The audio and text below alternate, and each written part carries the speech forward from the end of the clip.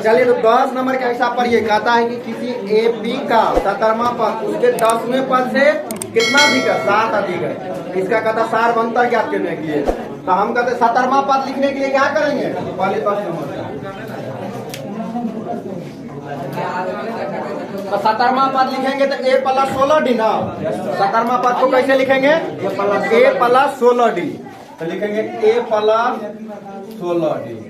अगर अधिक है ना तो कौन, a प्लस 16d अधिक है किससे, a प्लस कौन सा 10वां पद से ना।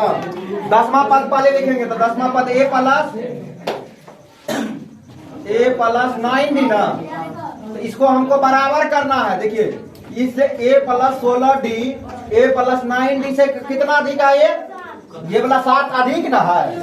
इसका मतलब बराबर करने के लिए इसमें भी 7 से जोड़ना पड़ेगा, नहीं जोड़ना पड़ेगा, तो बराबर तो पहले कर देता है, इसमें 7 भी जोड़ देते हैं तो क्या हो जाएगा, अब ये दोनों बराबर होगा। पहले था a प्लस 9d से a प्लस 16d 7 ज्यादा था, तो इसको भी जो इसमें भी 7 जोड़ दिए तो दोनों बराबर हो जाएगा ना। कहेगा किसी के पास 8 रुपया है और किसी के पास 10 रुपया है, कहेंगे कि दोनों को बराबर करना है, तो जिसके पास 10 रुपया है उसको या तो उसको 3 रुपया दे देंगे तो बराबर हो जाएगा, या नहीं तो जिसको 10 रुपया है या उसमें से 3 रुपया घटा देंगे तो 7-7 हो जाएगा, तो बराबर हो जाएगा ना। तो इसी प्रकार से लिखेंगे तो इतना। तो अब जो इधर है तो इधर देखिए ये वाला ये कट जाएगा, नहीं कटेगा, तो 16d इधर प्लस 9d है, तो इधर आएगा तो माइनस 9d बराबर कितना, ये 7। तो 16 में से 9 जाएगा कितना होगा, 7d ना, अब बराबर 7, तो d बराबर क्या हो जाएगा 1। तो यही मांग रहा था, सार्वंतर मांग रहा था ना, यही आंसर होगा आपका, क्या होगा, यही आंसर होगा, सार्वंतर ही मांग रहा था। अब देखिए इसी को बनाना है, ऑब्जेक्टिव में पूछेगा तो इसको बनाने के लिए इतना नहीं करना है, सिर्फ और सिर्फ करना है कि देखिए कितना अधिक है, 7 अधिक है ना। देखिए इधर कितना अधिक है, इधर 17 और 10 में कितना का फर्क है, अंतर 7 का ना, और उधर भी 7 दिया हुआ है, तो 7 के तुलना 7 से कर लेंगे तो 7-7 कट जाएगा, तो 1 बराबर कितना हो जाएगा, 1 हो जाएगा। इसका मतलब ये जो d था ना वो 1 होगा, क्या होगा, d होगा। अगर मान लीजिए यहाँ 14 रहता, दोनों का योग अगर कहता कि उससे 14 अधिक है, तो यहाँ 14 लिखते, 7 दूना 14, तो d के मान कितना होता, 2 होता। इसी प्रकार से कहता है कि 21 अधिक है, तो यहाँ लिखते 21, तो 7 के मान कितना 21 होता, तो 1 के मान 3 होता, तो d का मान कितना होता 3, यानी सार्वंतर 3 हो जाता है। तो इसी प्रकार से आप लोग ऑब्जेक्टिव में बना लीजिएगा, इतना करने की आवश्यकता नहीं है। ऑब्जेक्टिव पूछिए 16 नंबर में सेम सवाल है, कहता है कि तीसरा पद 16 है, 7वां पद 5वें पद से 12 अधिक है, 7वां पद 5वें पद से कितना अधिक है, 12 अधिक है, लेकिन इधर है कितना अधिक, 7 और 5 के अंतर में कितना का अंतर, 2 का अंतर ना, नहीं है तो 2 का अंतर है, उधर है कितना अधिक 12, तो 2 के मान 12, तो 1 का मान कितना, 2 से 12 में भागा देंगे कितना होगा 6, तो d का मान कितना निकाल जाएगा 6। तो कह रहा कि तीसरा पद, अब कह रहा कि d बराबर हम निकाल लिए हैं, कितना निकाल लिए हैं 6। पहले देखिए इसमें है कितना अधिक, 7वां पद है, ये है 5वां पद है ना, इससे कितना अधिक है 2 अधिक है, लेकिन परस में कितना कह रहा है 12 अधिक है, यानी कि 2 का मान कितना है 12 है ना। ये वाला 1 से कट जाएगा, तो 1 का मान कितना होगा, इसका मतलब सार्वंतर कितना हो जाएगा 6 हो जाएगा, तो सार्वंतर 6 हो जाएगा। कह रहा है कि तीसरा पद जो है ना 16 है, तो तीसरा पद को कैसे लिखेंगे प्लस 2d, कह रहा कि कितना है 16 है, तो बराबर 16 ना, तो कह रहा कि 6 रखेंगे तो d का मान 6 ना, a प्लस 2 गुना 6 बराबर 16, a बराबर इधर 16, इधर 6 गुना 12 प्लस में 12 तो उधर जाएगा तो माइनस 12, तो a बराबर कितना हो जाएगा 4।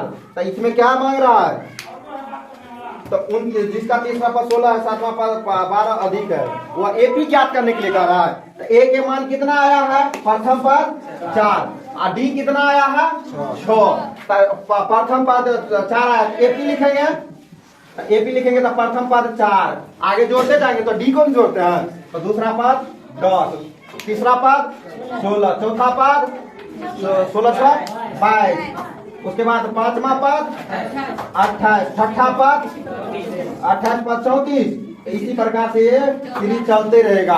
तो आप लोग एक बार हिसाब पढ़ के देखिए क्या कहता है। एक एपी में 50 पद है, यानी कि टोटल कितना पद है? 50 पद है, जिसका तीसरा पद 12 है और अंतिम पद कितना है? 106। तो टोटल 50 पद में है। तो अंतिमा पद कितना है, यानी 50वां पद कितना होगा? 106। कह रहा कि अंतिम पद 106 है, और कह रहा कि 50 को पद है, तो इसका मतलब अंतिम पद कह दिया है ना। तो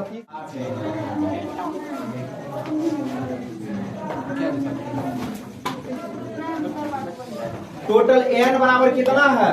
50 है। तीसरा पद क्या है? यहाँ लिखेंगे, दिया हुआ है, बस इतना पद लिखेंगे।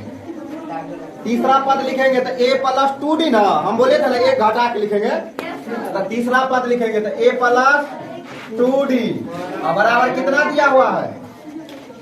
12 ना, 12 लिख देंगे। अब कह रहा फिर इसको समीकरण 1 मान लेंगे। a प्लस कितना? a प्लस 49d बराबर हो जाएगा कितना? 106 ना।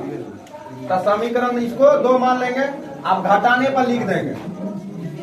घटाने पे काय लिखेंगे तो ये वाला एक चर, 2 चर है तो इसमें एक चर घट जाएगा। तो minus plus minus, minus plus minus, minus plus minus minus, तो ये वाला कट जाएगा। तो देखिए ये 49d माइनस में और 2d प्लस में, तो घटेगा क्या होगा? Minus 45d। अब बराबर देखिए 12 प्लस में 106 माइनस में है, तो 12 घटेगा कितना होगा? 94 नहीं होगा? 94 हो जाएगा। माइनस 94 ना, माइनस वाला बड़ा है, तो माइनस माइनस कट जाएगा। 47 गुना 94, इसका मतलब d बराबर कितना? 2 है ना। अब d का मान समीकरण 1 में रख देते हैं। d का मान समीकरण 1 में रखने पर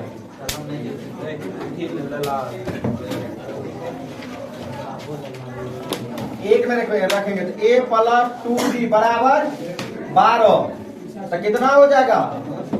a प्लस 2 गुना d का मान 2 है ना, बराबर 12।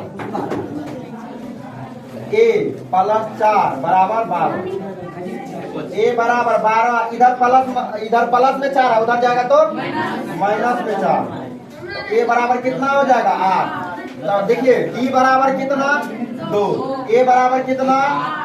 29वां पद न कह रहा निकालने के लिए, नहीं कह रहा। तो 29वां पद निकालने के लिए कितना लिखेंगे? a plus 28d। ये बात आप लोग समझते होंगे काहे लिख रहे हैं ये घटा के, n का मान घटा। तो a का मान कितना दिया हुआ है? 8। अब जोड़ 28 गुना d के मान कितना दिया हुआ है? 2। तो हो जाएगा 8 प्लस 28 गुना 56 होता है। तो 56 8 कितना हो जाएगा? 8 64 ना। तो कितना हो जाएगा? 29वां पद बराबर a 29 बराबर कितना हो जाएगा? 64। यही आंसर होगा ना। पहले सीरीज लिख लीजिए। सीरीज 3 है, 8 है और 73 है, 13 है ना, 18 है। इसी तरह से अंतिम पद कितना है?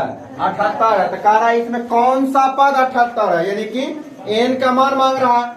तो हम सूत्र जानते हैं, लिखेंगे सूत्र से। सूत्र क्या होता है? an बराबर a plus n minus 1 into. तो ये वाला देखिए 2 नंबर में पूछेगा ना, तो ये सूत्र लिख दीजिएगा जरूर। तो n के मान लिखेंगे बराबर a का मान an के मान कितना दिया हुआ?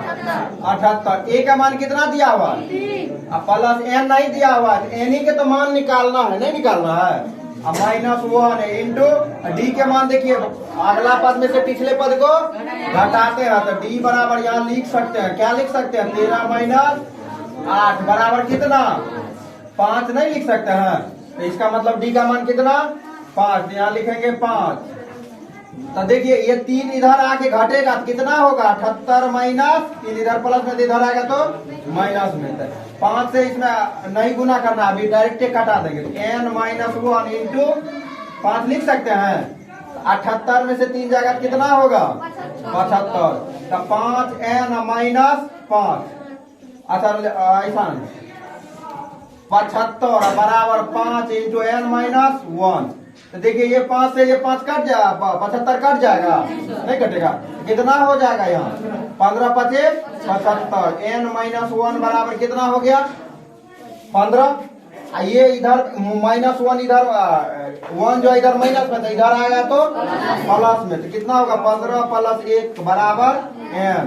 तो कितना हो जाएगा n बराबर तो 16, यानी कि 16वां पद क्या होगा 78 होगा। इस एपी का 16वां पद क्या होगा 78 होगा।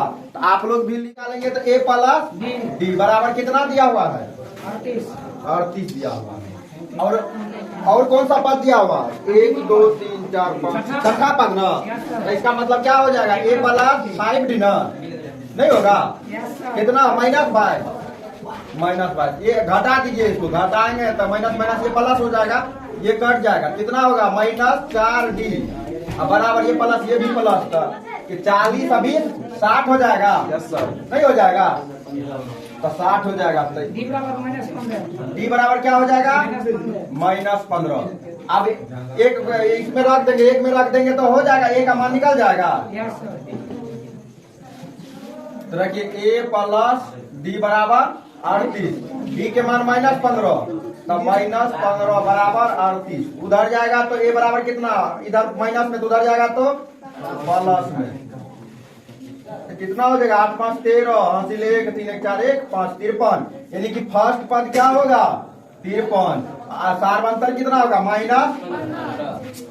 अगला पद लिखते जाएंगे अब, तो प्रथम पद 53 लिखेंगे, दूसरा पद -15 को घटाइए तो कितना होगा 35 3 38 ना, 38 हो जाएगा। फिर इसमें 15 -15 जोड़ेंगे तो -15 जोड़िएगा तो 15 घटाइएगा तो कितना 20 3 23 हो जाएगा। क्या को पद निकालने के लिए कह रहा था। फिर अगला पद निकालिएगा तो 15 5 3 8 है ना होगा। फिर अगला तो -7, क्या को पद कह रहा था निकालने के लिए 1 2 3 4 5 तो निकालने के लिए कह रहा था 1 2 3 4 5। आंसर है, देखो यही तो आंसर होगा।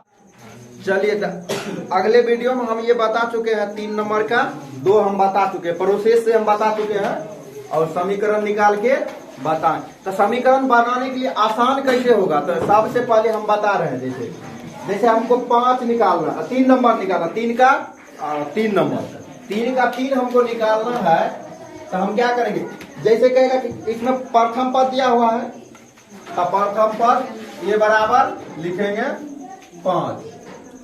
अब कह रहा इसमें चौथा पद दिया हुआ है, चौथा पद कितना दिया हुआ है 9/1/2, तो चौथा पद लिखेंगे तो चौथा पद कैसे समीकरण बनाएंगे, a प्लस n - 1 ना, तो डायरेक्ट घटा दीजिएगा, 4 में से 1 गया 3, तो 3d बराबर कितना हो जाएगा जितना दिया हुआ है, कितना दिया 9/1/2, 9/1/2 यही ना दिया हुआ है।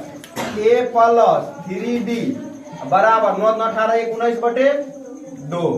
तो अब a का मान दिया हुआ है ना, तो अब लिखेंगे a का मान रखने पर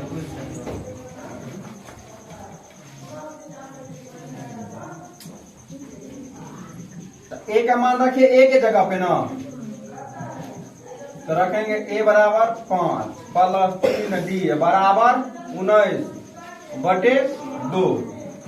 तो देखिए 3d इधर प्लस में तो उधर जाएगा तो माइनस में, तो 19/2 -5 होगा ना। तो हम बोले कि हर समान कर लेंगे तो डायरेक्ट अंश में से घटा देंगे, तो इधर हम 2 से भागा कर रहे थे, इधर भी 2 से गुना हो जाएगा, तो डायरेक्ट अब 19 में से 5 गुना 10 घटेगा कितना हो जाएगा 9/2। 3 से ये 9 कट जाएगा, इसीलिए d बराबर कितना हो जाएगा, d बराबर 3/2 है ना। तो सार्वंतर कितना निकल गया 3/2। प्रथम पद कितना है a, तो अब अगला पद जो निकालेंगे दूसरा पद, तो क्या करेंगे, तो दूसरा पद निकालेंगे तो a प्लस 1d होना चाहिए दूसरा पद निकालने के लिए। तो a कितना निकला है 5 और d कितना है 3/2। इसको हल करेंगे तो अब इसमें भी 2 से गुना कर देते, ऊपर भी 2 से गुना, नीचे 2 से भाग तो ऊपर भी 2 से गुना। तो 5 9 10 3 13 बटे 2 हो जाएगा दूसरा पद। फिर कहेगा तीसरा पद निकालने के लिए, तीसरा पद के लिए क्या लिखेंगे 2d a प्लस 2d। तो a के मान कितना दिया हुआ है 5, तो 5 दिया हुआ प्लस 2 गुना d के मान कितना है 3 बटे 2। तो 2 से ये 2 कट जाएगा, a प्लस 2d बराबर कितना हो जाएगा 5 प्लस 3। तो a प्लस 2d बराबर हो जाएगा 5 3 8। तो इसी प्रकार से 3 नंबर का ऐसे कॉलम था भरने के लिए 5, उसके बाद 9 पूर्णांक 1 बटे 2। तो हम बोले प्रथम पद तो 5 दिया हुआ है, दूसरा पद हम निकाले है कितना 13 बटे 2, तीसरा पद कितना निकला है 8। तो यही ना हो जाएगा 3 नंबर का, यही आंसर होगा। लिख लीजिए आप लोग।